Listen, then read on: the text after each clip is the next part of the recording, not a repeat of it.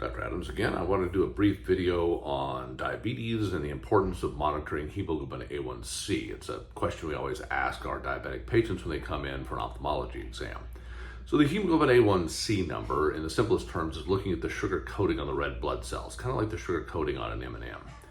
And it's a little bit like, let's say you take your finger and you dip it into a glass of sweetened tea or a glass of Coke and pull it out and taste it. It's going to be a little bit sugary. If you take your finger and you dip it in a glass of jar of molasses or a pot of honey, you're going to have a huge glob on your finger.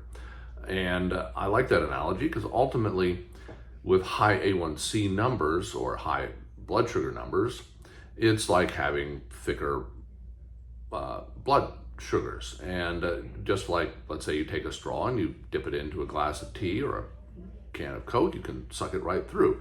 If you put a straw into a jar of molasses or a pot of honey, you're probably going to go blue in the face and pass out before you get anything through. So ultimately, diabetes impacts the small blood vessels in the body. And places that it impacts the most are places like your feet that have a low pressure gradient because everything's uphill from there. Your kidneys, because they use small blood vessels to filter the blood. Let's say you try to pour molasses or honey through a coffee filter, you're not going to get much through.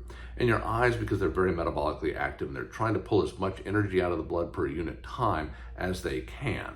And if you have basically thick blood running through there, they can't pull as much energy out because it's going slowly. So what the eyes try to do is change the blood vessels or build new ones. They don't do a good job of it. It's like having a group of plumbers at your house at midnight that are shared a 12-pack. You're going to end up with wet carpets, right? Same sort of thing with the eyes. When they try to change the blood vessels or build new ones, they don't do a good job of it, and those blood and the blood vessels tend to leak or break and ooze, and you basically end up with wet retina, and that leads to vision loss. So what we're looking for in our diabetic ophthalmology exam is any changes in the retina. The number you should be looking for as a patient is an A1C at or below 7. So normal A1Cs for non-diabetic are usually below around 5.5.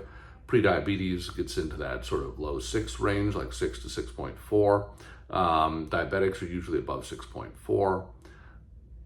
The point at which your risk really starts to increase dramatically is around 9, but the point at which it leaves the baseline is around 7. So if you can keep your A1C at or below 7, your risk for diabetic problems in your feet and your kidneys and your eyes are actually close to a non-diabetic level.